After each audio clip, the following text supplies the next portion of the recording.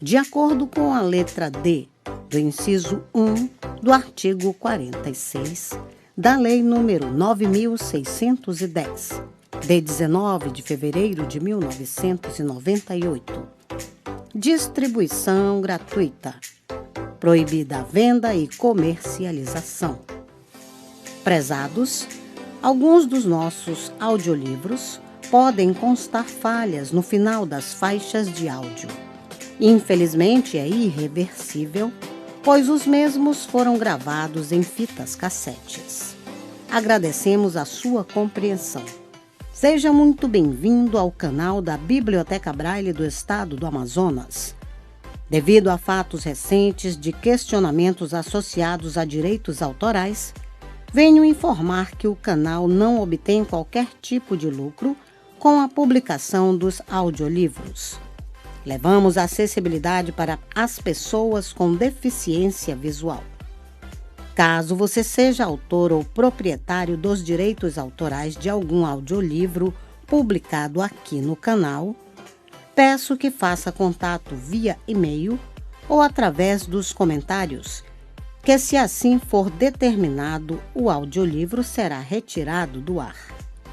Relembrando, não queremos e não obtemos nenhum tipo de lucro com as visualizações. Nosso objetivo é levar a acessibilidade para as pessoas com deficiência visual. Agradecemos pela sua atenção. O livro foi postado por Jamile Azevedo. Se você gostou, deixe seu like e se inscreva no nosso canal.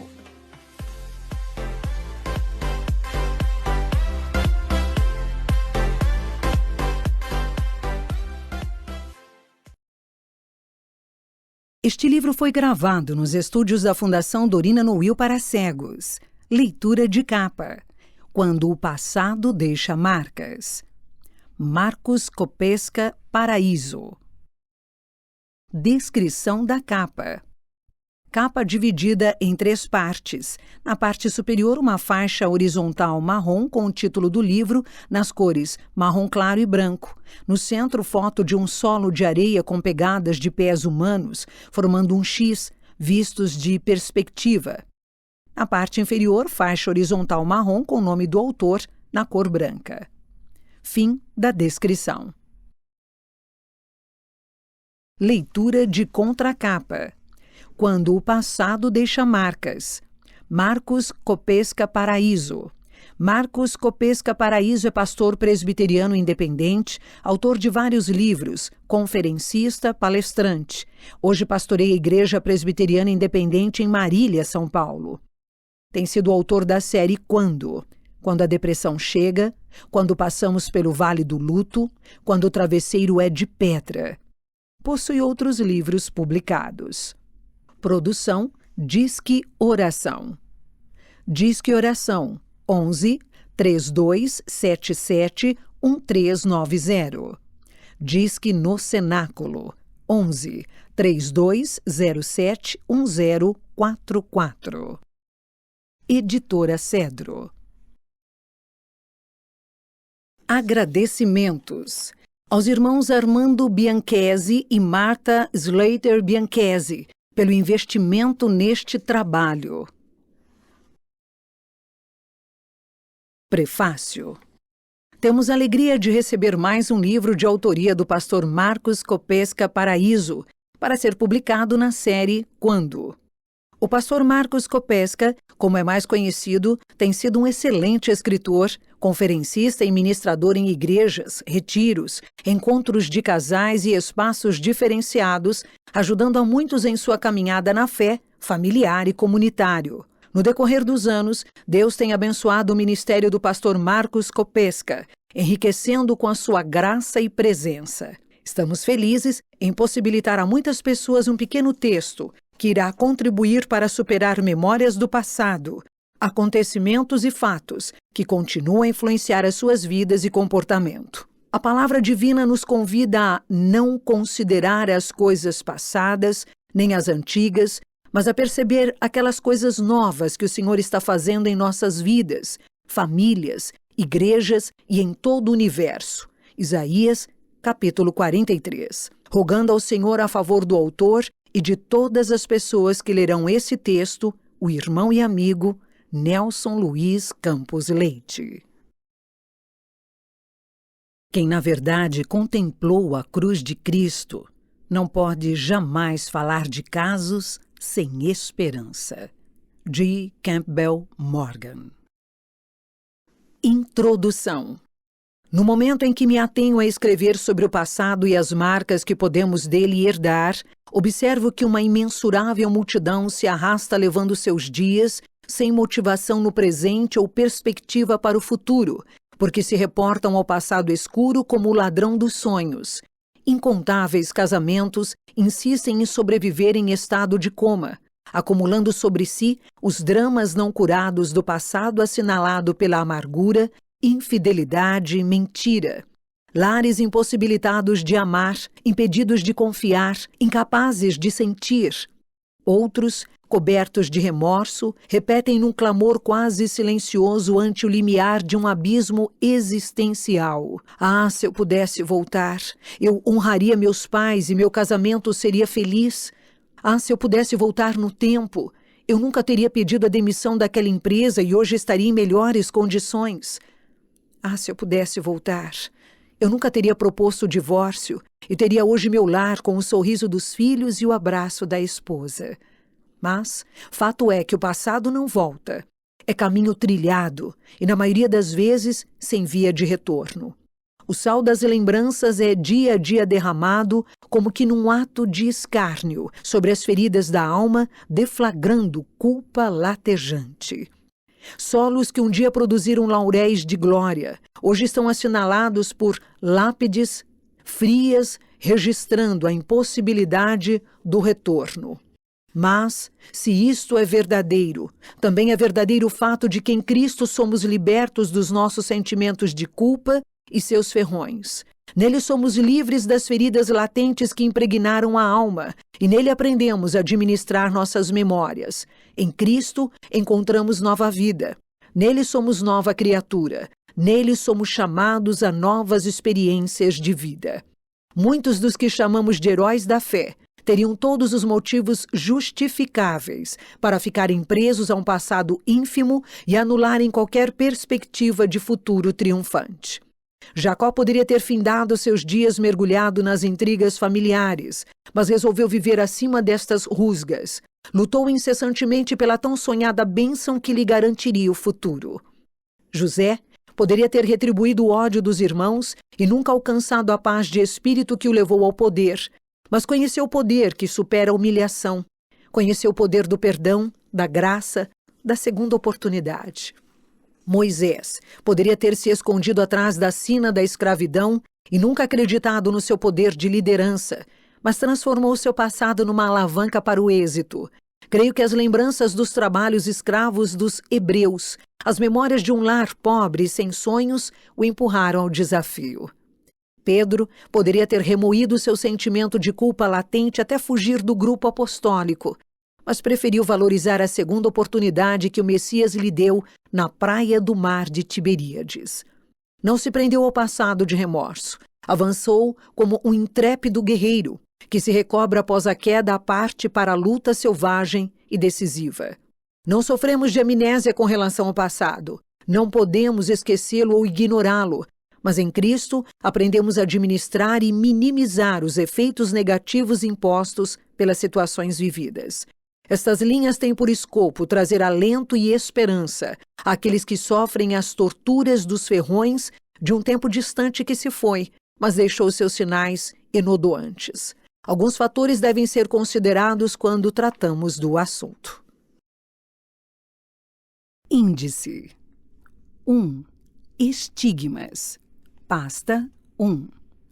Faixa 1. 2. Marcas inibidoras. Faixa 2. 3. Lindas telas. Faixa 3. 4. A força da superação. Faixa 4. 5. Valorização de episódios felizes. A inversão dos valores passado e futuro Valorizando boas lembranças. Faixa 5. 6. Os inexplicáveis caminhos de Deus. Faixa 6. 7. O poder do sacrifício de Cristo. Faixa 7. O perdão de pecados. Faixa 8. Justificação. Faixa 9. A quebra de todas as maldições. Faixa 10. O cancelamento das dívidas da velha natureza. Faixa 11. O poder para perdoar. Faixa 12. O poder para a superação dos conflitos da alma. Faixa 13. A restauração da imagem de Deus. Faixa 14. Sacrifício vicário. Faixa 15. Sacrifício completo. Faixa 16. Sacrifício eficaz. Faixa 17. Sacrifício suficiente. Faixa 18. Sacrifício reconciliador. Faixa 19. 8. O poder da oração. Faixa 20. Conclusão. Faixa 21. Oração. Faixa 22. Pasta 1. Faixa 1. Estigmas. Vivemos numa sociedade que marca impiedosamente as pessoas. Existem pessoas carimbadas de forma infame por causa da família de origem, outras por causa das condições de vida e outros por situações vividas. Estigmas são rótulos quase indeléveis que as pessoas carregam para a vida. Vivemos numa sociedade de pessoas desonradas pelas marcas que a vida lhes impôs. São pessoas marcadas porque são filhos dos morros da violência e do tráfico, marcadas porque foram geradas nos guetos úmidos e fétidos da prostituição infantil, marcadas porque nasceram e cresceram em miséria absoluta comendo as sobras do lixo, marcadas porque não conheceram e talvez nunca conhecerão os pais, marcadas pela frieza da traição conjugal, que levianamente aniquilou sonhos e devaneios. Milhões de vidas foram marcadas pelo divórcio, rotuladas pelas drogas e delimitadas pelos aguilhões das lembranças. Estigmas marcam. A sociedade mesmo se encarrega de deletar suas próprias vítimas com a frieza de um serial killer na calada da noite. É a mulher divorciada que se sente discriminada entre as amigas que, em algum momento, poderão pensar que ela vai seduzir seus maridos. É o menino, filho de um lar desfeito, que se sente deslocado enquanto os coleguinhas de classe preparam o presente para o Dia dos Pais. É o ex-presidiário que enfrenta a segregação no insensível mercado de trabalho. É o ex-empresário que enfrenta a distância dos amigos que outrora lhe rodeavam. Recorda-se, com um nó na garganta, de quando o gerente da agência bancária levantava-se para recebê-lo, com um honroso aperto de mão. Hoje passa por ele apressado, sem protocolo, porque um falido não traz divisas para a organização. Não existem tapetes vermelhos estendidos para as vítimas do passado. Vivemos numa sociedade que não oferece muitas segundas oportunidades. Não há uma segunda chance ao time que no final do campeonato toma um gol aos 44 minutos do segundo tempo. Não há uma segunda oportunidade para o vestibulando que chegou um minuto atrasado para as provas. Não há uma segunda oportunidade para a adolescente que engravidou num ato impensado, movida pela curiosidade quase ingênua do momento. São estigmas impostos pelo passado. É a sina de ser ex-alguma coisa. O filme Condenado à Liberdade, de Emiliano Ribeiro, evoca o crime da Rua Cuba. um dos mais famosos da crônica policial paulistana nos anos 80. No filme, o filho é acusado de matar os próprios pais. Só que ele não é culpado e o espectador sabe disso. O garoto vai carregar pela vida a suspeita de que é culpado por causa da mania que os brasileiros têm de olhar as coisas com verdades pré-concebidas, buscando apenas elementos que fundamentem sua leitura errônea dos fatos. Estigmas escravizam. Estigmas prostram, humilham, desarmam. Alguém que vive sob um forte rótulo que a vida lhe impôs tem a forte tendência de cair e entregar-se. Há 3 séculos atrás, os escravos eram comercializados em mercados de cidades portuárias, onde atracavam os navios negreiros. Em muitas ocasiões, esses seres humanos plenos de sentimentos, raciocínio e emoções eram leiloados como objetos, sem nenhum humanismo, entre os senhores feudais, valiam pela idade, massa muscular e força brutal. Uma das orelhas era furada e pelo orifício passava uma longa corrente que mantinha todo o lote de escravos ligado, o que evitava dispersão ou fuga.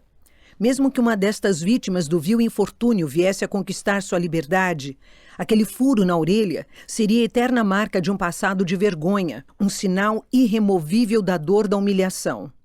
Da mesma maneira, existem sinais impressos no caráter e no comportamento das pessoas que são verdadeiros estigmas.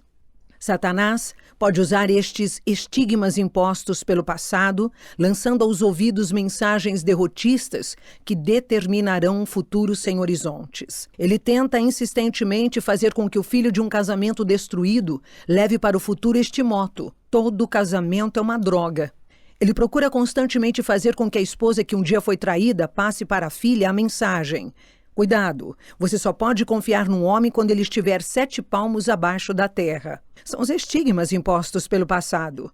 Você precisa ser liberto destas mensagens destruidoras. Vivi no centro-oeste brasileiro, sou apaixonado pelas coisas da terra e inteirado de tão peculiar cultura do cerrado. Os fazendeiros pecuaristas marcam suas reses num ritual de fogo, ferro, dor e sentimento. Ao pôr do sol, os peões do pasto reúnem o gado curral adentro, acendem a fogueira e levam ao fogo a haste de aço com a insígnia da fazenda na extremidade. O pequeno emblema da fazenda em alto relevo, tirado do fogo, ainda avermelhado pelo intenso calor, é pressionado contra a coxa do bovino, deixando um sinal distintivo impresso que o tempo nunca apagará. A marca autentica que o tal gado pertence àquele fazendeiro. Da mesma forma, Satanás ardilosamente marca aqueles que caem em seus laços pertinazes. Agora é sua propriedade, é sua possessão. Daí em diante há um estigma, uma marca, um sinal. O passado, se não administrado, deixa seus estigmas. Faixa 2. Marcas inibidoras. Nascimentos forçados, mães que passarão por perigo de morte, mães que foram abandonadas por seus maridos, mãe e pai que já tinham muitos filhos e não tiveram tempo de cuidar de seus filhos como deveriam, dificuldades financeiras, ciúmes entre irmãos ou dificuldade em aceitar o irmão que nasceu, marcam a história de alguém. São situações que a vida impõe sem avisar, situações que levam a um futuro de inibições, temores e inseguranças. Quantos nunca foram pegos no colo do pai ou acalentados pela mãe? Nunca souberam o que é o aconchego dos braços maternos? Quantos foram criados num ambiente machista, sem qualquer expressão de afeto? Quantos receberam traumas profundos por presenciar as calorosas brigas entre os pais? Quantos, ainda na tenra infância, descobriram traições do pai ou da mãe? Quantos foram covardemente molestados pelos irmãos mais velhos e ameaçados? Quantos viram o pai ser lentamente absorvido pelo álcool, pelas drogas? Quantos enfrentaram seus dilemas com relação à própria sexualidade, porque os pais não orientaram suas filhas com relação à primeira menstruação e não conversaram com os filhos sobre suas transformações físicas e emocionais? As lembranças negativas precisam ser trabalhadas e quando o trauma não é trabalhado, vira um complexo. Os complexos produzem atitudes agressivas ou superficiais. Uma pessoa que tem um complexo de autossuficiência se vê como inferior e parte para uma atitude agressiva. A falsa imagem, a máscara, é um grande exemplo disso. Quem não se aceita ou não se assume acaba criando uma falsa imagem de si mesmo. Não sabe reagir a um elogio, a uma crítica, se sente rejeitado, vive desconfiado ou é ingênuo demais. Não se valoriza ou exagera na autoconfiança. Temos que trabalhar os nossos traumas do passado, que são experiências de sofrimento emocional, humilhações, vivências de forte impacto, medos e reações de ansiedade desmedida. O velho provérbio popular de que águas passadas não movem moinho, para muitos pode não ser tão verdadeiro assim como se afirma. Há muita gente limitada porque o passado lhes foi castrante. São as águas passadas movendo o monjolo. Para muitos, a vida não foi mãe, foi madrasta. Os consultórios dos psicólogos, bem como os gabinetes pastorais, estão cada vez mais abarrotados pela crescente multidão de vidas condicionadas pelo passado enfermiço que os arrastou ao triste presente de reflexos trágicos. Casais mergulhados nas mais profundas crises, buscando superar relacionamentos deformados, vividos num passado distante. Subvidas que vegetam arrastando-se ano após ano, carregando as lembranças de um abuso vivido na infância tenra e distante, mas tão presentes como se a cena estivesse ali, bem à sua frente. Empresários que tremem as novas possibilidades de investimento porque não lhes sai da memória a lembrança da falência que lhes prostraram. São marcas inibidoras impostas que esterilizam o futuro e roubam as possibilidades. Linda H. Hollis escreve: as feridas da infância conseguem nos enfraquecer como adultos. Com muita frequência, achamos que a idade adulta nos distancia do passado e suas feridas. O envelhecimento cronológico não garante a maturidade. A excessiva lembrança de experiências dolorosas retarda a nossa capacidade de amadurecer mental e emocionalmente. A criança assustada dentro de nós nunca cresce, mas permanece aprisionada lá dentro, querendo ser alimentada e curada. Fui procurada em meu gabinete por um jovem com cerca de 27 anos de idade. Assentou-se, acomodou-se, identificou-se de forma muito polida, ajeitou a mochila sobre a poltrona e foi logo pedindo ajuda espiritual. Era um pedófilo, que recém deixara o presídio para a liberdade condicional. Por um momento fiquei sem ação em frente a um monstro odiado pela sociedade, mas procurei ouvi-lo com muita atenção. Seu depoimento era pontilhado de fatos calamitosos. Não conheceu os pais, foi criado na rua, dormiu em becos, conheceu o roubo como a única forma de sobrevivência e passou a adolescência recluso na FEBEM. No reformatório, entre milhares de delinquentes do sexo masculino, tinha relações sexuais entre si e esta deformidade foi tudo o que conheceu por vida sexual. Este comportamento fatalmente lhe condicionou a sentir atração unicamente por crianças.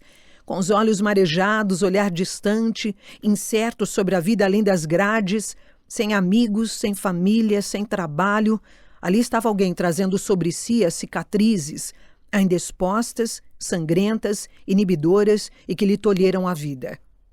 São as marcas inibidoras. Faixa 3. Lindas telas.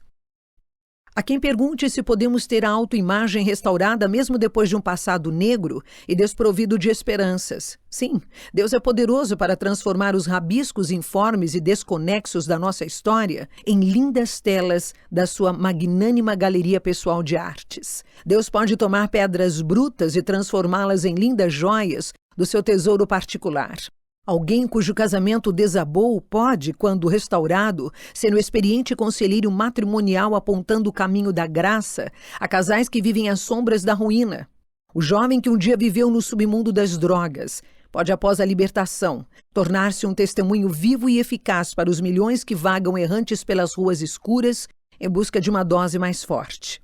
O empresário que num passado distante viveu os dramas da pobreza, da fome e da miséria, pode agora ser mantenedor de projetos sociais. Aliás, a maioria das entidades e associações filantrópicas são fundadas e mantidas por aqueles que no passado viveram as catástrofes da vida. A exemplo disso, vemos a APAI, formadas por pais e amigos de crianças deficientes. Vemos associações contra a violência, formadas por aqueles que um dia choraram a perda de queridos, vitimados pela brutalidade dos grandes centros. Vemos as associações de pais cujos filhos morreram com uma overdose de entorpecentes e que hoje trabalham incansavelmente para salvar outros adolescentes do mesmo destino. As escuras e melancólicas trilhas da vida pelas quais nenhum de nós jamais desejou haver passado, mas que inevitavelmente foram palmilhadas, podem significar oportunidades singulares de crescimento e maturidade. Podemos nos reportar ao passado de sofrimento por duas perspectivas possíveis. A primeira é com as amargas lembranças nos aferroando constantemente a memória ano após ano. Quem nunca ouviu desabafos ebulientes de rancor? No dia 26 de maio de 1972, às 21h16, meu esposo ficou nervoso, me empurrou e eu não perdoo. É a visão do passado como um aguilhão. Quem reluta em trilhar os caminhos do perdão e da reconciliação é um sério candidato a olhar o passado como um inimigo mortal que destrói aos poucos. Muitos sofrem de insônia, indigestão, estresse, depressão ou úlcera nervosa porque suas mentes estão aprisionadas. Refugiam-se nos consultórios médicos sem ao menos imaginar que, se tão somente abrissem o coração para o perdão, seriam curados. São as denominadas doenças psicossomáticas, isto é, aquelas que têm seu reflexo no corpo, mas suas raízes estão na alma. A segunda é com a satisfação de um vencedor que, na sua saga, passou pelos solos mais íngremes e rochosos, trilhou caminhos espinhosos, mas chegou ao presente para contar ao mundo que há esperança para os que sofrem. Com que olhos você tem encarado o seu passado? Lembre-se, o mesmo sol que amolece a manteiga enrijece o barro que faz o vaso. O mesmo fogo que queima a palha purifica o ouro que faz as mais lindas joias. O mesmo martelo que estilhaça o vidro forja o aço. O mesmo vento que amedronta o pardal faz a águia alçar o voo das alturas. O mesmo passado que lhe oprime pode ser um desafio para um futuro vitorioso. A escolha está em suas mãos. Faça uma releitura do que foi sua vida. Você pode mudar o foco. Talvez esta pequena narrativa lhe ajude a entender estas escolhas. A menina debruçada na janela trazia nos olhos grossas lágrimas e o peito oprimido pelo sentimento de dor causado pela morte de seu cão de estimação. Com pesar, observava atento o jardineiro cobrir o corpo do amigo de tantas brincadeiras. A cada pá de terra jogada sobre o animal, sentia como se sua felicidade estivesse sendo soterrada também. O avô, que observava a cena, aproximou-se, envolveu-a num abraço e falou-lhe com serenidade. Triste a cena, não é verdade? A netinha ficou ainda mais triste e as lágrimas rolaram em abundância. No entanto, o avô, que desejava confortá-la, chamou-lhe a atenção para outra realidade. Tomou-a pela mão e conduziu-a para uma janela localizada do outro lado da ampla sala. Abriu as cortinas e permitiu-a que visse o jardim à sua frente e lhe perguntou carinhosamente: "Está vendo aquele pé de rosas amarelas bem ali à frente? Lembra que você me ajudou a plantá-lo? Foi um dia de sol como hoje que nós o plantamos. Era apenas um pequeno galho, cheio de espinhos, e hoje veja como está lindo, cheio, e rosas perfumadas e botões com promessa de novas rosas." A menina enxugou as lágrimas que ainda teimavam permanecer em suas faces e abriu um largo sorriso ao ver as abelhas pousarem sobre as flores e borboletas fazendo festa entre umas e outras das tantas rosas de variados matizes que enfeitavam o jardim.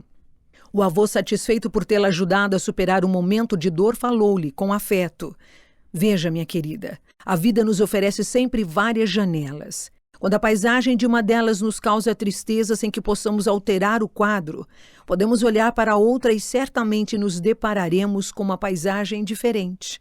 Sinta os braços do Pai Eterno passar-lhe pelo ombro e serenamente lhe convidar a mudar de janela. Tire os olhos das intempéries que assinalaram o seu passado e fixe-os nas alegrias vividas, mesmo que raras. Faça uma releitura de seu passado com outros olhos. Thomas Jefferson escreveu: "Eu gosto muito mais dos sonhos de amanhã do que da história do passado." Paulo, o apóstolo, deixa o seguinte princípio escrevendo aos cristãos em Roma: "Mas onde abundou o pecado, superabundou a graça." Está no capítulo 5 da Carta aos Romanos, versículo 20.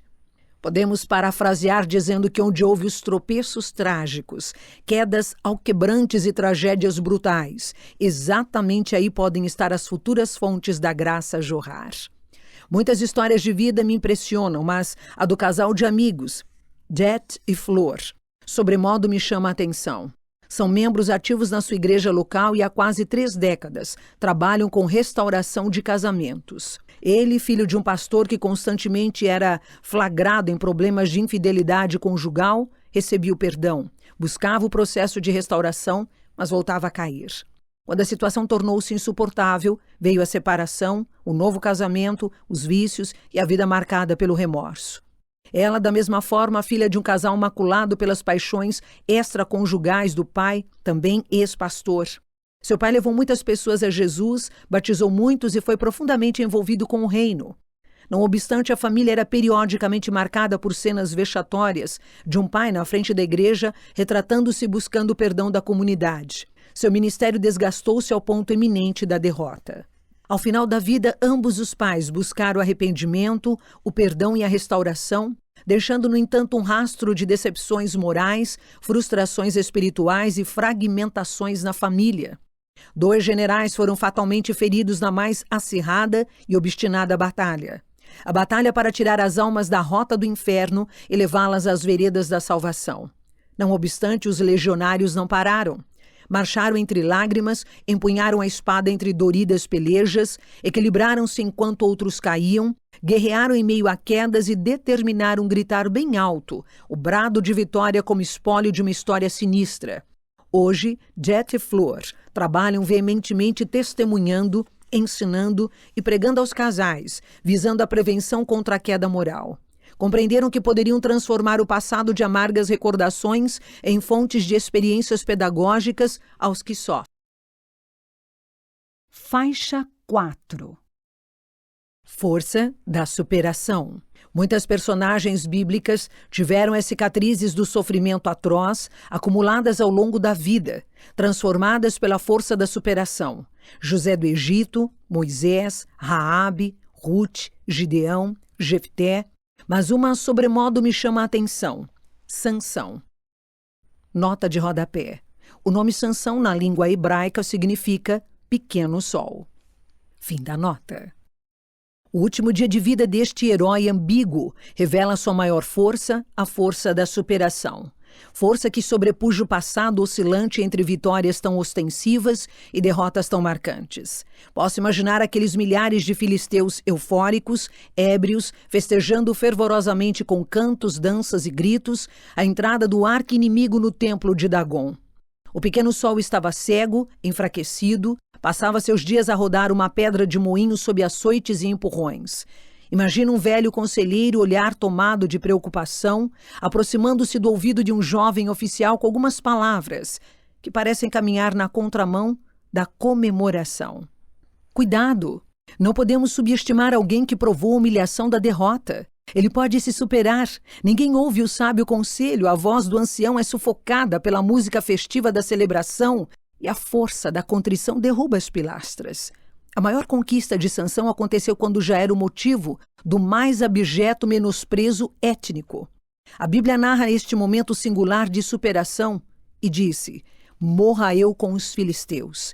Inclinou-se com força e a casa caiu sobre os príncipes e sobre todo o povo que nela estava. E foram mais os matou na sua morte do que os que matara na sua vida. Está registrado em Juízes, capítulo 16, versículo 30. Posso dar um conselho? Nunca duvide de quem já beijou a lona. Estas pessoas costumam transformar o silêncio amargo das derrotas em gritos de vitória quando ninguém espera. Costumam transformar tragédias em ousadia.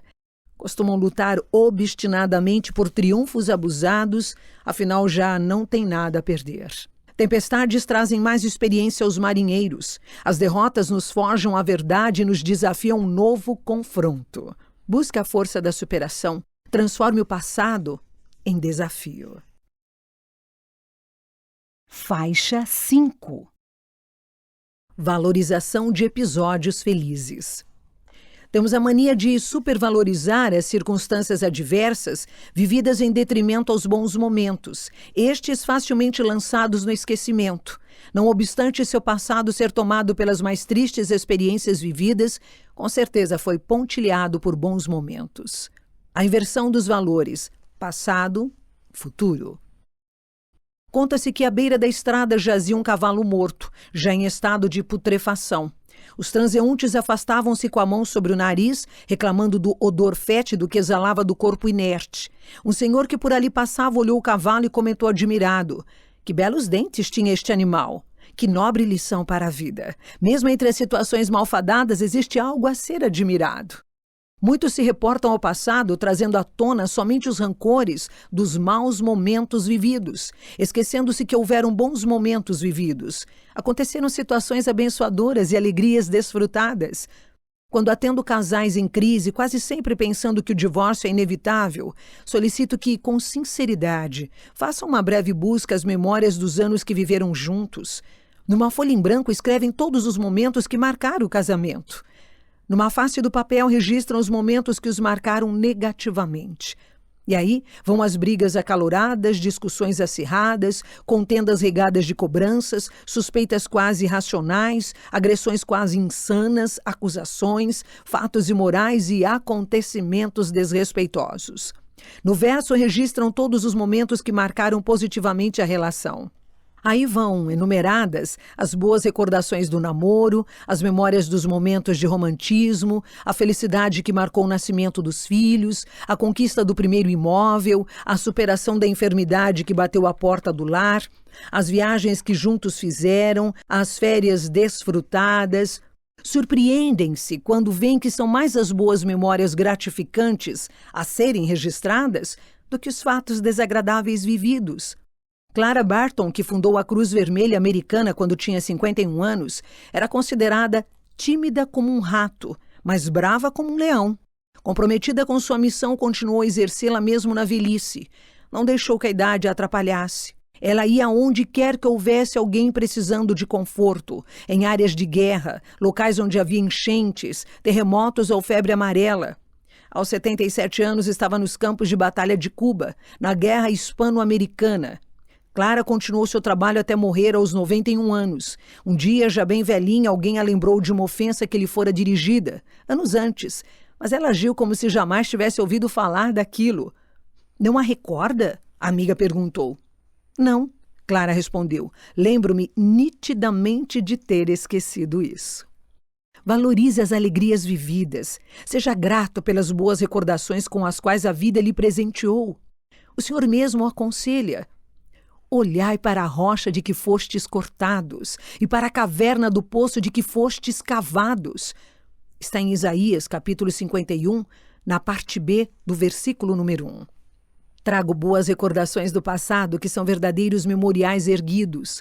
A velha igreja na periferia de Curitiba, onde aprendi os rudimentos da fé cristã. A primeira professora da escola dominical com os desenhos da Bíblia para colorir. Que lembranças abençoadoras! O trabalho do departamento de adolescentes, os rostos dos amigos da infância, a escola estadual onde na década de 70 cursei o ensino fundamental, a escola federal onde cursei o 2º grau profissionalizante, os professores do curso técnico de mecânica e os colegas da equipe de atletismo. São imagens guardadas em lugar de honra. Os conselhos dos professores do curso teológico, o coral do seminário e as anedotas que alegravam nossas noites de estudo, tão peculiares dos jovens seminaristas. Como não lembrar os velhos cânticos do inário entoados por papai, ou as palavras tão sábias e práticas de mamãe nas horas decisivas? Como esquecer a velha máquina de costura, ao redor da qual nos reuníamos, ainda na tenra infância enquanto mamãe costurava? Estas memórias são parte da minha vida, aliás, são a minha vida. São os inconfundíveis embriões do meu caráter. São os profundos alicerces que formaram as bases da minha vida. Tem uma lógica a ser expressa sobre valores que, para tal, preciso contar uma breve história. 2 ladrões invadiram uma loja de presentes. Não arrombaram as portas, não deixaram vestígios, não moveram nada do seu devido lugar e nem tampouco estouraram o cofre. Apenas trocaram as etiquetas dos objetos, alterando substancialmente os seus valores. Uma vara de pescar passou a custar R$ 980, enquanto uma caneta Montblanc, com detalhes em ouro, foi etiquetada no valor de R$ 2,99. Uma carteira de couro legítimo foi alterada de R$ 40 para R$ 1,99, e assim por diante. Até que todos os valores estavam alterados. Às 8 horas, o gerente abriu as portas, sem notar as alterações, e os preços de pechincha passaram a ser praticados. Clientes eram beneficiados ou logrados. Às 10 da manhã, quando os funcionários entenderam o que havia acontecido, registrava-se prejuízos irreparáveis para o proprietário. Pergunto, não é esta a inversão de valores que costumamos fazer? Sim. Diariamente nos flagramos supervalorizando um mausoléu de fatos obtusos ocorridos num passado distante e menosprezando os momentos tão nobres que se apresentam a nós para simplesmente serem vividos. O resultado é sempre drástico quando invertemos os valores. Valorizando boas lembranças vividas. Que lembranças você tem valorizado? Que tipo de memórias você tem deixado para a posteridade? É terrível passar pela vida sem deixar boas lembranças. Jó faz menção ao homem que não deixa memórias para a posteridade. Na verdade, a luz do perverso se apagará. O perverso será arrancado da sua tenda, onde está confiado, e será levado ao rei dos temores. Nenhum dos seus morará na sua tenda. Por baixo secarão as suas raízes e murcharão por cima os seus ramos. A sua memória desaparecerá da terra e pelas praças não terá nome. Livro de Jó, capítulo 18, verso 5 e do verso 14 ao 17. Muitos morrem sem deixar nome, sem deixar saudades, sem deixar recordações, sem deixar memórias para a posteridade. A Bíblia diz que o rei Jeorão morreu e não deixou saudades. Está no segundo livro das Crônicas, capítulo 21, verso 20. Nos relatos sagrados, a preservação da memória era algo de fundamental importância. Quando os judeus desejavam perpetuar a memória de um evento ou de uma pessoa, um altar ou um monumento era erigido. Quando alguém tinha uma revelação específica de Deus, erguia um altar. Quando Deus manifestava-se dando vitórias singulares nas guerras, memoriais eram construídos. Deus se interessa pelas incontáveis memórias, recordações e lembranças que povoam nossa mente desde a infância. Deus se interessa por cada um dos milhões de dados armazenados no nosso consciente, no nosso inconsciente e no nosso subconsciente. O significado do nome do profeta Zacarias é Deus se lembra, derivando do verbo zachar, que significa lembrar. Num funeral judeu não se vêem flores, pois as flores logo murcham. Os familiares depositam pedras sobre o túmulo, pois as pedras resistem ao tempo e perpetuam a memória. Valorize as boas memórias que fizeram parte da história da sua vida. Reporte-se ao passado como uma bênção. Foi José Wilker, consagrado ator, que disse: "Sou o que sou porque vim de onde vim." Isto é valorizar as lembranças. Faixa 6. Os inexplicáveis caminhos de Deus. José, o primeiro-ministro do Egito, foi vítima de um passado familiar assolado pelas rusgas entre irmãos, mentiras brutais, ciúmes, ódio incontido e violência. Passado assinalado pela cova em que foi lançado, pela humilhação do trabalho escravo. Passado que poderia lhe prostrar quando caluniado e jogado injustamente na masmorra, mas que não lhe prostrou. Ele tão somente engrandeceu a Deus diante de seus irmãos quando deu-se-lhes a conhecer. Eu sou José, vosso irmão, a quem vendeste para o Egito. Agora, pois, não vos entristeçais, nem vos irriteis contra vós mesmos, por me haverdes vendido para aqui.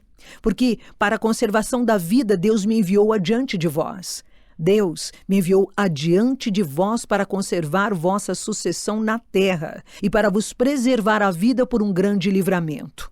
Assim, não fostes vós que me enviastes para cá, e sim Deus que me pôs por pai de Faraó e senhor de toda a sua casa, e como governador em toda a terra do Egito.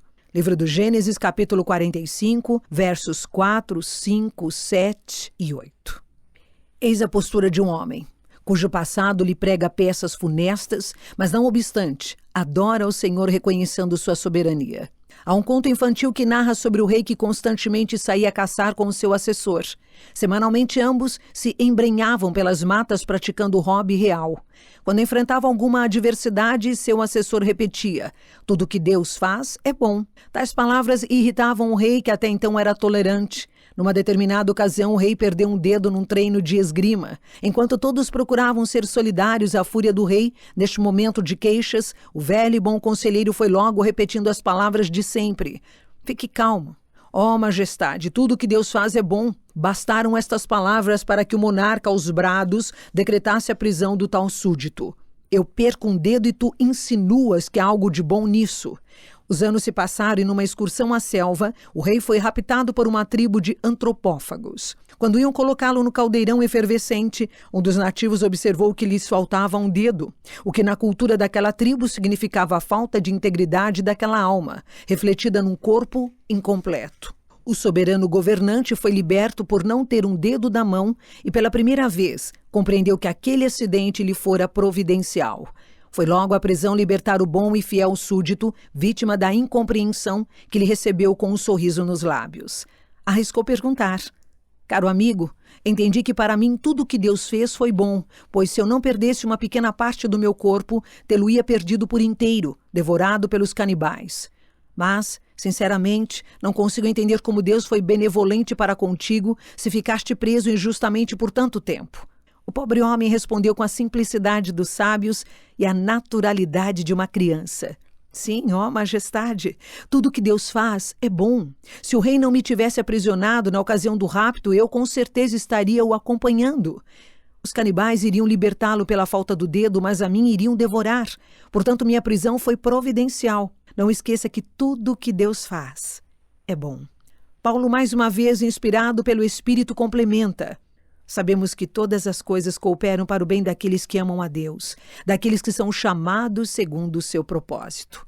Carta aos Romanos, capítulo 8, versículo 28. Você já observou um quadro sendo pintado? A tela ainda traz sobre si borrões sem nexo, desprovidos de qualquer trejeito de beleza. No entanto, o pintor sabe muito bem onde culminará sua obra, bem como a importância de cada linha tortuosa, de cada risco desconexo e de cada mancha disforme.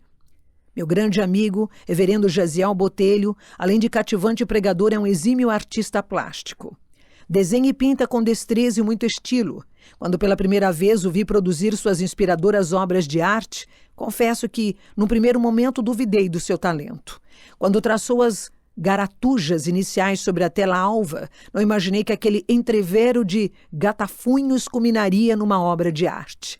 Horas mais tarde, as linhas se definiam com objetividade, em meio à harmonia de cores, luzes e sombras. Uma inspiradora tela da cruz, vazia no alto do Calvário, foi pintada e fiz questão de adquiri-la. Até hoje, ornamenta meu quarto. O que Deus está pintando pode demorar tempo, anos, décadas. Os caminhos de Deus são mais altos que os nossos, mais nobres que os dos homens, ininteligíveis aos olhos da criação. E nesta complexidade da administração divina, encontramos o passado como uma série de rabiscos sobre a tela da arte divina. Mas nunca esqueça, uma linda obra de arte está por ser concluída. Você. Porque os meus pensamentos não são os vossos pensamentos, nem os vossos caminhos os meus caminhos, diz o Senhor. Porque assim como os céus são mais altos do que a terra, assim são os meus caminhos mais altos do que os vossos caminhos, e os meus pensamentos mais altos do que os vossos pensamentos. Isaías capítulo 55, versos 8 e 9. Faixa 7. O poder do sacrifício de Cristo.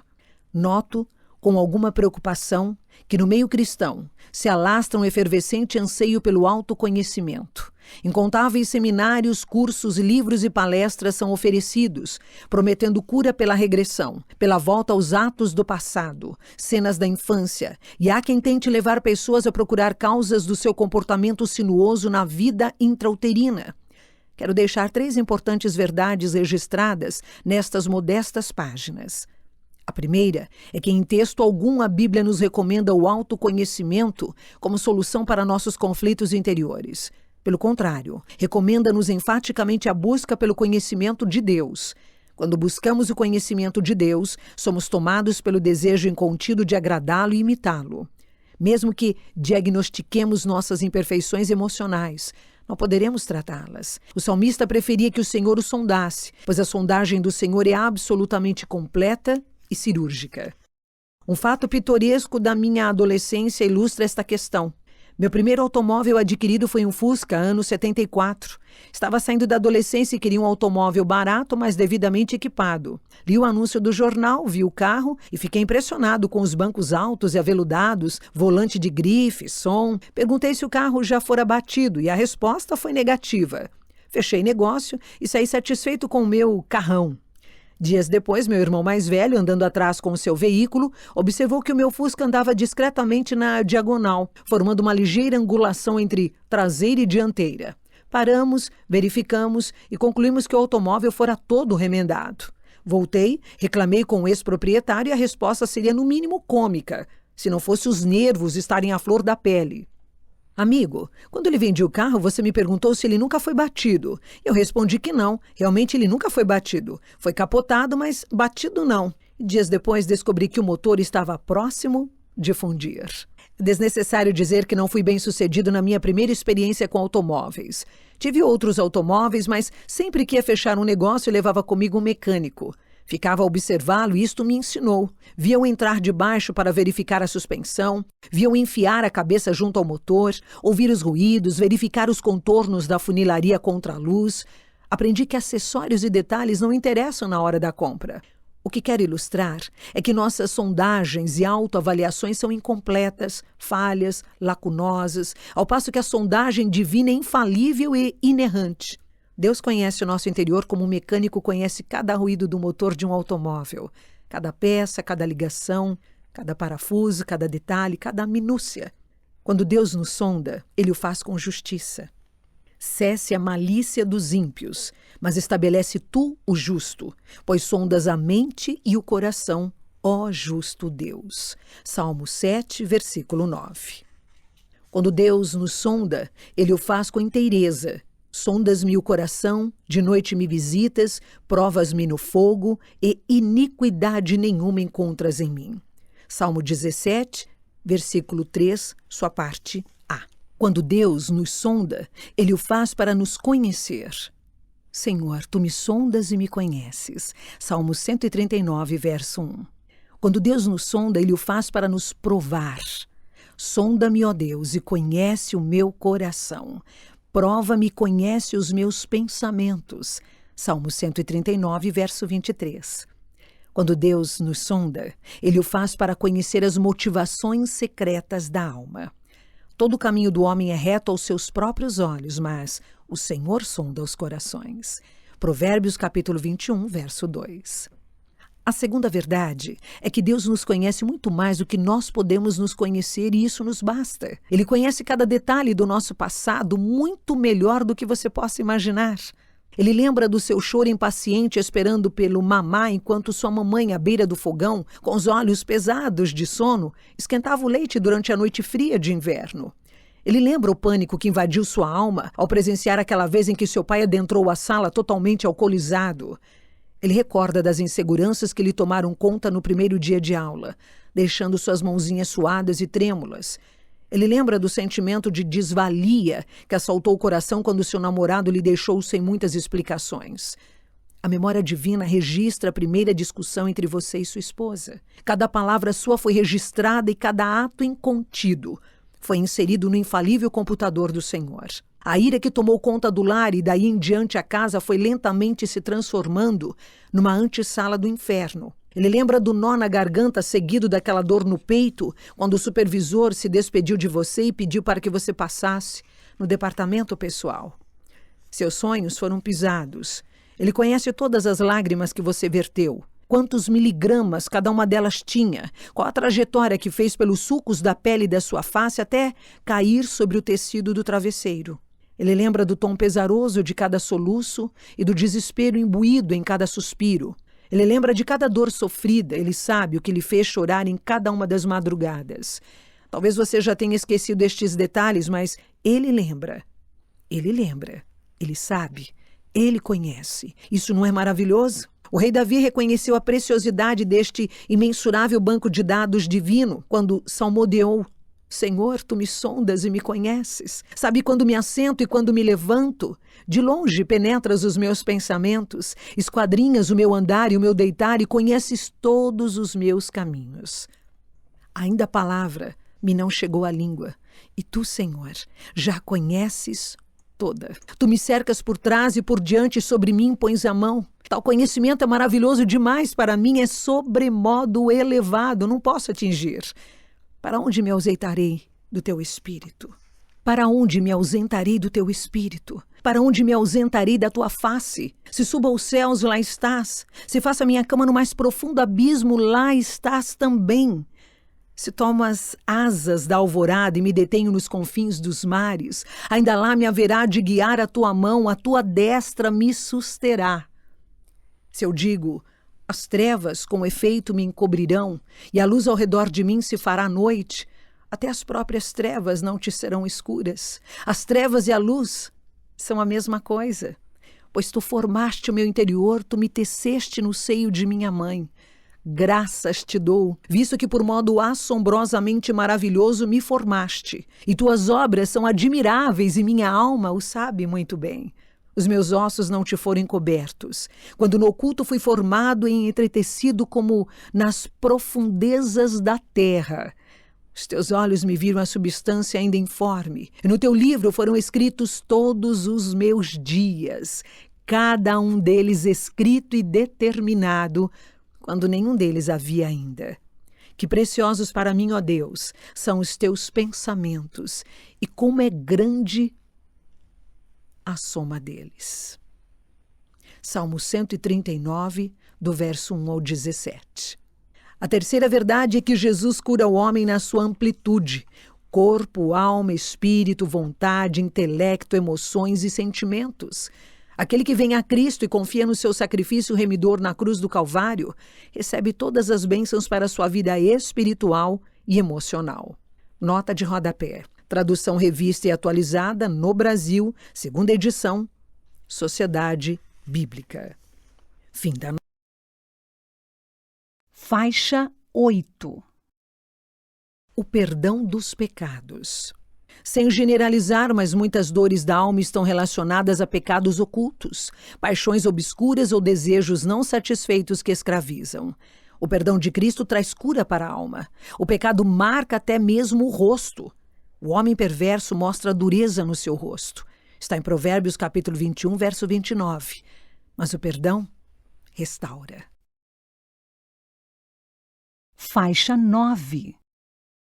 Justificação. Na justificação, o pecador não é apenas perdoado, é promovido.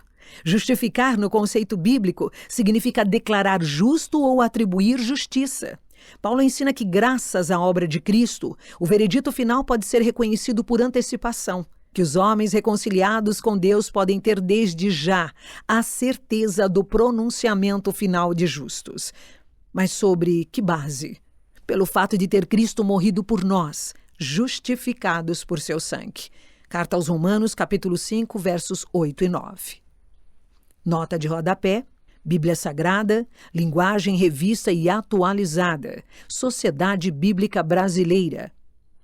John Blanchard, Pérolas para a Vida. Sociedade Religiosa Edições Vida Nova, primeira edição em português, ano de 1993. São Paulo, página 226. A Bíblia Vida Nova, Sociedade Religiosa Edições Vida Nova, 16ª edição, ano de 1992. Esboço de Doutrina Cristã, seção de número 4, página 341. Fim da nota. Faixa 10. A quebra de todas as maldições. Cristo nos resgatou da maldição da lei, fazendo-se Ele próprio maldição em nosso lugar, porque está escrito: maldito todo aquele que for pendurado em madeiro. Carta aos Gálatas, capítulo 3, verso 13. Quando o Senhor subia ao Calvário, subia com ele o fardo de maldições. Por isso, quando alguém aceita o sacrifício de Cristo, está automaticamente recebendo o cancelamento de todas as maldições que sobre si pesavam. O supremo milagre do novo nascimento seria muito frágil se, após uma nova vida declarada, um cristão ainda vivesse debaixo de maldições ou precisasse viver constantemente preocupado em quebrá-las. A conversão é chamada de novo nascimento, como diz em João capítulo 3, verso 3, justamente porque uma nova vida, no sentido lato da palavra, está começando. Paulo mesmo completa o pensamento. E assim, se alguém está em Cristo, é nova criatura. As coisas velhas se passaram, eis que se fizeram novas. Segunda carta aos Coríntios, capítulo 5, verso 17. Isto refere-se à salvação, mas logo após nosso encontro com Jesus, entramos num processo chamado santificação. Parte deste processo, especificamente ligado ao tratamento da alma, chamamos de cura interior. A cura interior não é algo recebido automaticamente quando recebemos a Jesus como nosso Salvador e Senhor. Nosso corpo não é transformado quando somos salvos. Nosso QI não dá um pulo. Igualmente, nossos problemas emocionais, nossas feridas e traumas do passado não somem simplesmente. Alguns pastores ensinam que o crente não tem mais problemas e que a nova identidade em Cristo automaticamente o transforma totalmente. Isso não corresponde à realidade. Nosso espírito realmente é novo. Somos nascidos de novo a nível de nosso espírito e somos santos. Ao mesmo tempo, nossa alma precisa de santificação, que é um processo contínuo até vermos a Jesus face a face. A alma tem sido definida de forma clássica como a vontade, a mente e as emoções. Essa mente precisa ser renovada, como está na carta aos Romanos, capítulo 12, verso 1.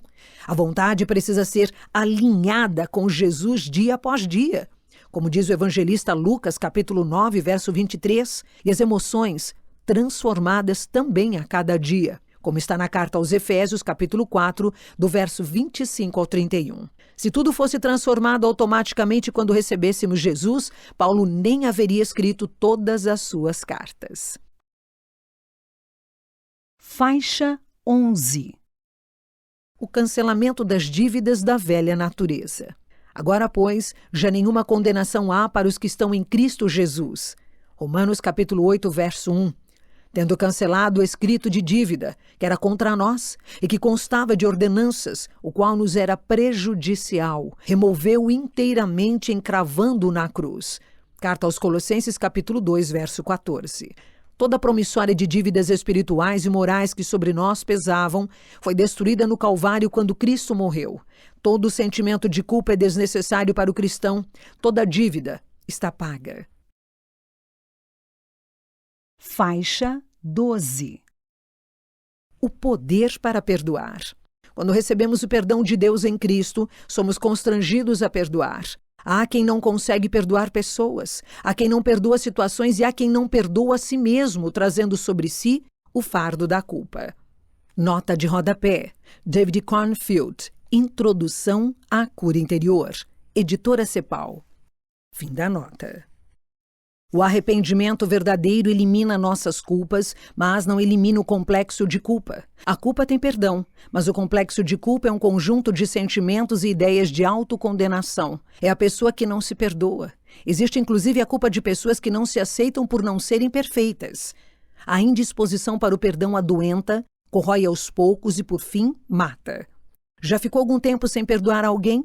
Você vai almoçar e a comida não tem gosto algum? Vai dormir e o sono não vem? Fica pensando na ofensa, no ofensor, nas possibilidades de vingança? Um psiquiatra americano disse ao reverendo David Simmons, durante sua visita a um hospital psiquiátrico: metade dos meus pacientes poderia ir embora amanhã se tão somente soubessem que já estão perdoados. O perdão é o largo caminho para a cura física, psíquica e espiritual. Estou cada vez mais convencido de que sem a experiência concreta do perdão é impossível alcançar a felicidade. Viver é perdoar. Uma verdadeira conversão leva o cristão a interiorizar o caráter perdoador do Mestre. O convertido perdoa ofensores, perdoa situações e perdoa o seu próprio passado. Faixa 13. O poder para a superação dos conflitos da alma. Certamente ele tomou sobre si as nossas enfermidades e as nossas dores levou sobre si. E nós o reputávamos por aflito, ferido de Deus e oprimido. Mas ele foi transpassado pelas nossas transgressões e moído pelas nossas iniquidades. O castigo que nos traz a paz estava sobre ele, e pelas suas pisaduras fomos sarados. Diz Isaías capítulo 53, 4 e 5. A cruz de Jesus é o centro de toda a restauração do homem. O sangue que Jesus verteu na cruz tem poder para purificar, tem poder para perdoar, tem poder para apagar todas as marcas de pecado e destruir todos os pactos satânicos da sua vida. No Calvário, a morte de Jesus satisfez o coração de Deus, o coração do Pai quanto aos nossos pecados. O Pai aceitou o sacrifício de Jesus, sua justiça foi satisfeita. A morte de Jesus, o seu corpo ferido, o seu sangue derramado, o seu sofrimento, a sua agonia, seu grito de "está consumado", satisfez o coração de Deus. Deus aceitou e aceita o sacrifício de Jesus e por isso nos perdoa. É por isso que todo pedido que Jesus faz ao Pai em relação a nós, ele atende. O Pai bradou por 2 vezes e todo o universo escutou sua voz. Todo o inferno escutou a voz de Deus quando ele disse: "Este é meu filho, nele está todo o meu prazer." Aleluia!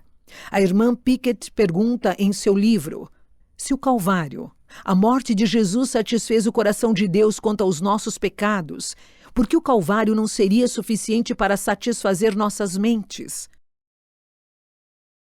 Faixa 14. A restauração da imagem de Deus. Quando Deus criou o ser humano, ele o fez à sua imagem e semelhança. Quando Satanás seduziu Adão e Eva ao pecado, houve por trás desta cena maquiavélica um desejo maligno profundo de pisar, destruir e deformar a imagem de Deus. Ele logrou êxito na primeira parte do plano. Adão, na língua hebraica, significa literalmente homem. Era o nome que apontava a integridade do primeiro ser humano.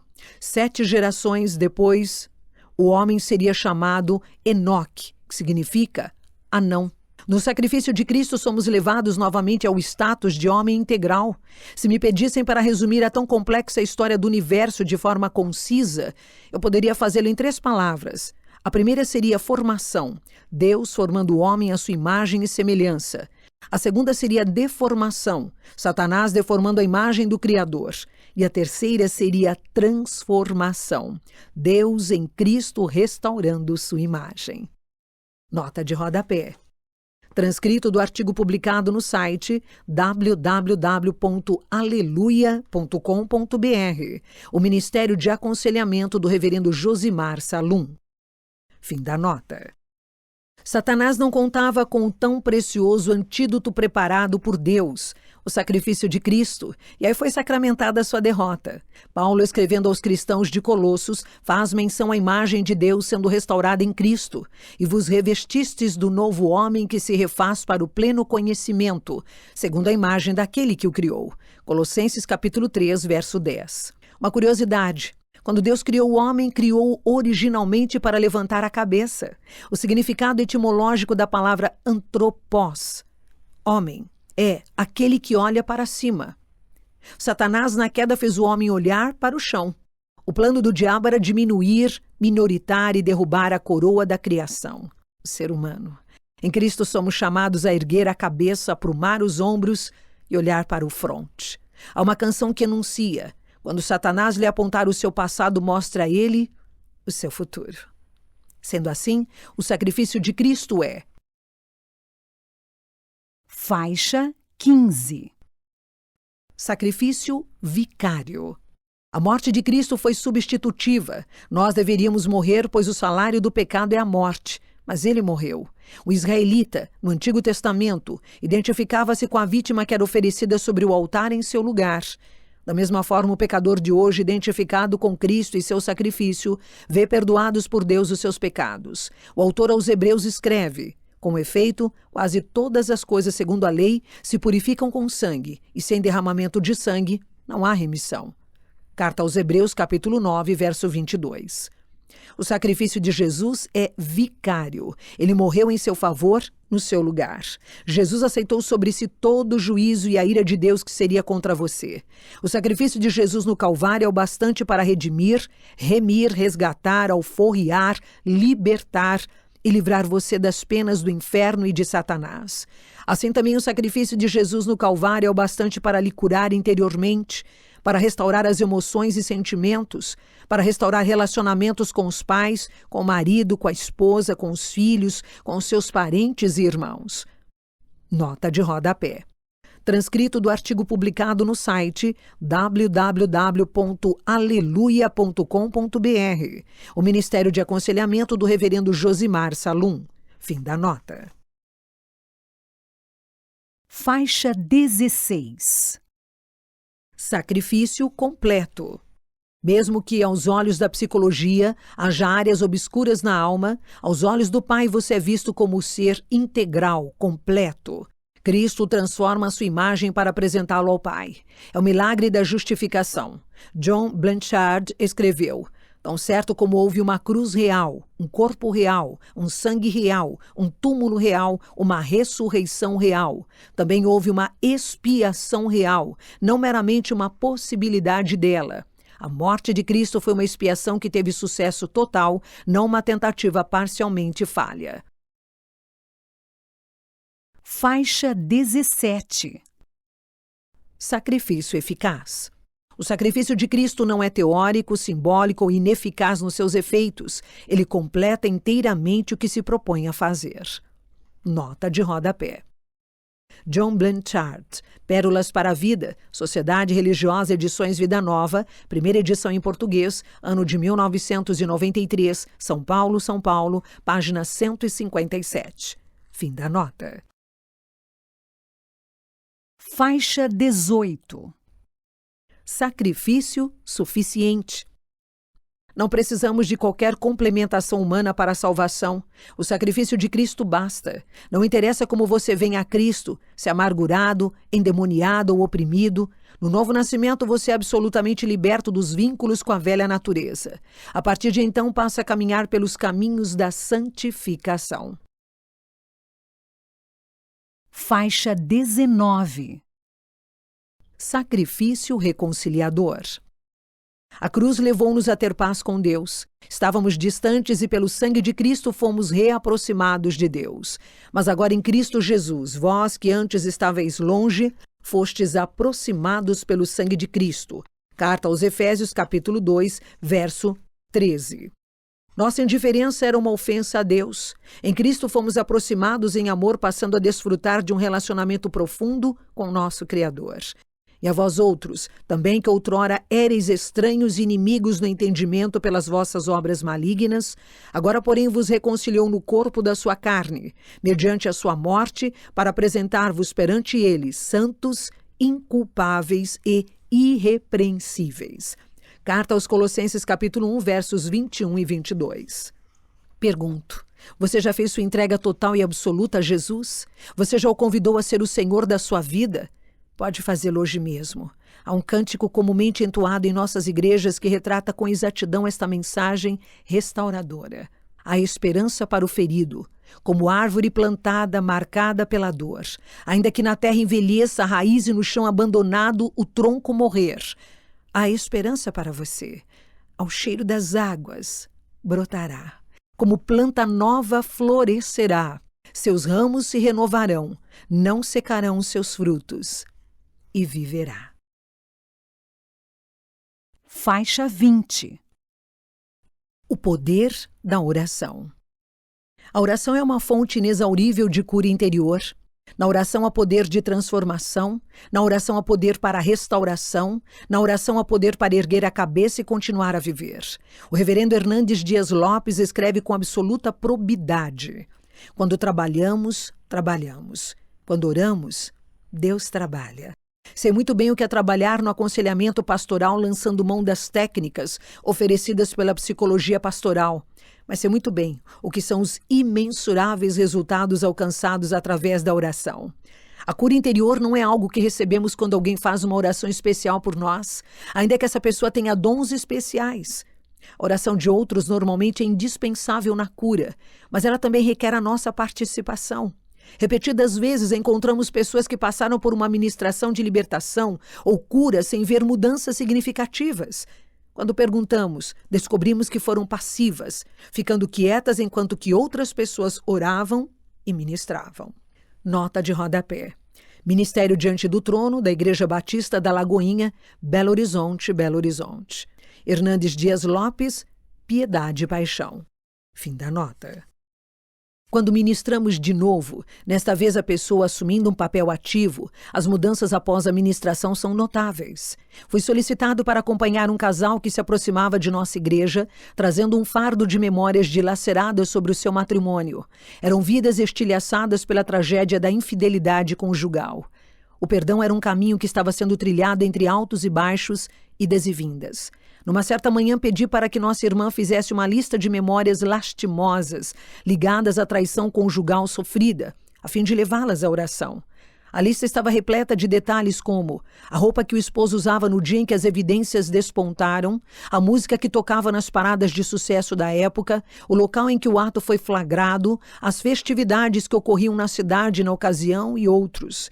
Resolvemos colocar cada um dos itens elencados aos pés do Senhor. Cada uma das memórias foi levada detalhadamente em oração, sempre pedindo que Deus limpasse o sentimento de pesar que cada uma delas significava. Após cada imagem citada, as palavras eram transformadas em soluços quase convulsivos. Deus levou a esta querida senhora a testemunhar a completa cura através da oração. Hoje, este precioso casal, completamente restaurado, não somente testifica a superação, mas também trabalha pela restauração de outros lares. No ano de 1997, Gislaine e eu sofremos a triste perda de nossa querida Rebeca, recém-nascida. Foram 3 longos e muito pesarosos dias entre o nascimento e a partida de nossa segunda filha. Toda perda gera trauma. Algumas são facilmente superadas e outras são mais complexas. Quando estamos mais fragilizados, estas experiências são mais difíceis de serem assimiladas. A vida consiste numa série de ganhos e perdas. Não adianta querer negar nossas perdas. Elas fazem parte de nosso crescimento e amadurecimento.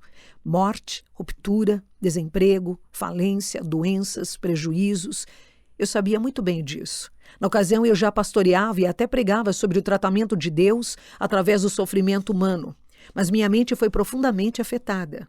Sempre que ouvia o chorar estridente de uma sirene de ambulância, ou sempre que visitava um bebê no hospital, meus pensamentos eram violentamente assaltados pelas lembranças traumáticas da perda.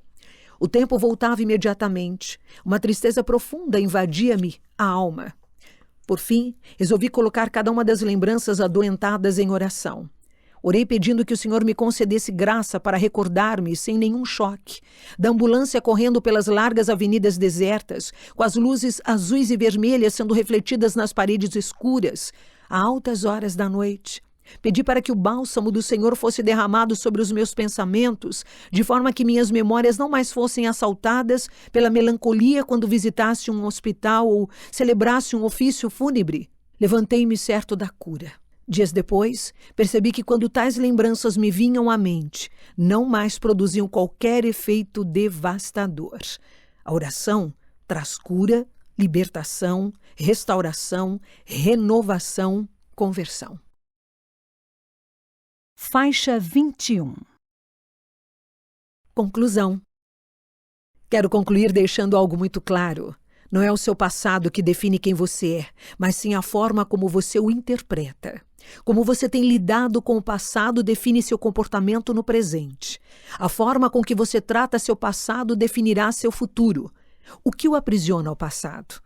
Conta-se que um turista em visita a uma tradicional arena de touradas em Madrid, passando distraído em frente às portas abertas, assustou-se quando o touro de quase meia tonelada de massa muscular lhe mirou com os olhos furiosos, chifres em riste e com uma corda velha e fina a lhe prender o tornozelo traseiro. O adolescente que cuidava do local foi logo lhe tranquilizando com um largo sorriso. Não tenha medo, moço. O touro desde pequeno acostumou-se a ser preso por este cordel. Quando era pequeno, forçava insistentemente a perna para sair, mas a corda o prendia. Hoje, mesmo com toda a sua força, sempre que sente a corda lhe puxar o tornozelo, obedece o limite. Ele não conhece a força que possui. Talvez você desconheça a força exponencial que possui, porque as cordas do passado insistem em lhe prender os pés todas as vezes que decide dar mais um passo. Liberte-se em Cristo. Mude o foco, deixe de ver seu passado como um antro de desgraças e passe a vê-lo como um arsenal de experiências que lhe farão mais sedimentado para encarar o futuro. Quando você é curado por Jesus, transformações maravilhosas ocorrem na sua mente. Não importa o quão escuro seja o seu passado, com Cristo seu futuro será brilhante. As lembranças que antes lhes alfinetavam a consciência ou lhe causavam dores, como nos diz Belchior em uma de suas canções, nas paredes da memória, essa lembrança é o quadro que dói mais, já não causam mais remorsos, não despertam nenhum desejo de vingança, nenhum nó na garganta. As lembranças inevitavelmente vão existir, mas de forma natural, farão parte da nossa infinita gama de pensamentos diários. Ao contrário, a sensação que fica no corpo e na alma é de limpeza e de leveza. faixa 22. Oração. Se desejar, faça essa oração ou algo parecido. Senhor Jesus, Tu me conheces muito bem e vês como eu me sinto preso e amarrado aos meus sentimentos e acontecimentos do passado. Carrego comigo dores e tristezas do ontem, mágoas que me marcaram. Muitas delas começaram lá na infância, talvez até no útero de minha mãe. Amarguras e ressentimentos foram sendo formados e junto a tudo isso tenho permanecido. Talvez muitas vezes até cultivo esses sentimentos em meu interior. Dá-me a graça, Senhor, de colocar tudo isso em Tuas mãos, de acolher a Tua voz. Vinde a mim. Tu me dizes, sim, você está cansado e sobrecarregado, vem a mim. Você está sem ânimo e esperança, vem a mim. Tu sabes que eu te amo. Estou ao seu lado, sou a tua força e amparo e desejo aliviar-te. Vem a mim com fé, confiando em minha graça e eu te aliviarei. Eu estarei ao teu lado, ajudando a carregar o teu fardo. Ajuda-me, Senhor, dando-me essa graça. Liberta-me das forças e garras do passado, que tudo possa ficar para trás, possibilitando-me avançar com liberdade e fé, a fim de alcançar os teus propósitos para a minha vida. Dá-me a graça do Santo Espírito, para que eu tenha força e coragem a fim de fazer essa caminhada. Acolha as minhas dores e fraquezas. Ampara-me e liberta-me através da graça e do poder da morte e ressurreição do Senhor Jesus. Obrigada por tua presença comigo e pela graça da tua libertação.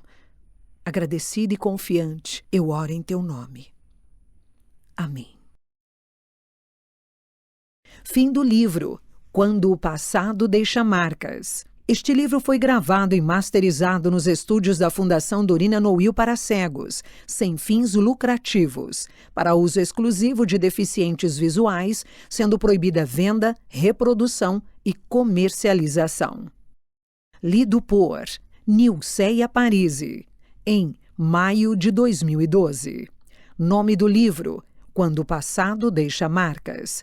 Autor: Marcos Kopesca Paraíso. Número de páginas: 72. Editora Cedro. Cidade: São Paulo. Ano: 2012. Editado por Felipe Pereira.